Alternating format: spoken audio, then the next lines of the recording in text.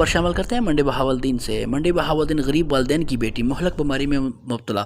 مریضہ کے والد منیر احمد کے مطابق بیٹی کو لاہور، اسلام آباد سمیت مختلف ہسپتالوں میں لے جایا گیا، جہاں ڈاکٹروں نے علاج سے انکار کر دیا۔ وزیر اعظم پاکستان سے بیٹی کے علاج میں مدد کی اپیل۔ منڈی بہاولدین کی تحصیل ملک وال کے مضافاتی علاقے جاڑے میں منیر نامی شخص کی شادی شدہ بیٹی مہلک مرض میں مبتلا ہے۔ منیر احمد کے مطابق اس کی بیٹی کو 4 ماہ قبل منہ میں درد ہوا، جس سے مقامی سطح پر معالجہ کروایا گیا، مگر بیماری میں کمی کی بجائے اضافہ ہوتا گیا۔ زیب النساء کو پہلے ڈسٹرکٹ ہسپتال منڈی بہاولدین، پھر لاہور شوکت خانم ہسپتال، جناح ہسپتال فیصل آباد اور اسلام آباد کے مختلف ہسپتال میں لے جایا گیا، مگر ڈاکٹروں کی بیماری سمجھ میں نہ آنے کی وجہ سے ڈاکٹروں نے علاج معالجے سے انکار کر دیا۔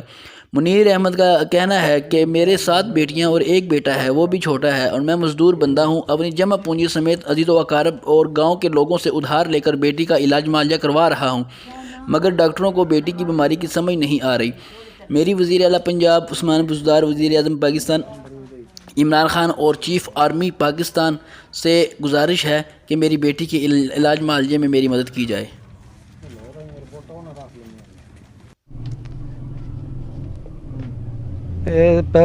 بچی بیمار ہوئی، اس دے منہ درد ہویا تے اسی پھردے رہے، پھر منڈی لے گئے، انہاں سانوں آکھیا بھی تسی لے جاؤ لاہوروں ہٹ کے اسی لاہور گئے، اتھے جناح شوکت نے جناح بھیج دیتا۔ انہاں 7 دن رکھ کے تو انہاں آکھیا بھی تسی گھر لے جاؤ، ساڈے کوئی علاج نہیں ہے۔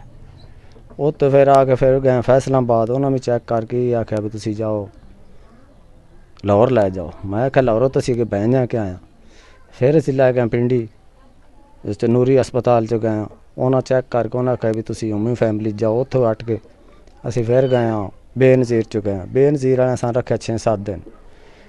اس تو بعد انہاں آکھیا ساڈے کوئی علاج نہیں ہے، تسی لاہور لے کے جاؤ۔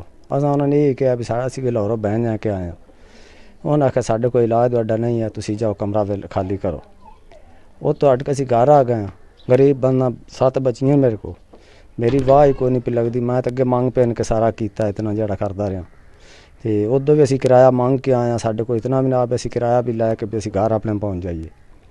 تے اس تو بعد یہ ہن تسی بادشاہ ہو، تے عمران خان اگے اپیل ہی بھی اللہ واسطے والی گل ہے بھی میری بچی دا علاج ہو جائے، تے تہاڈی مہربانی جے ساڈا کر دو ماڑے بندیاں دا۔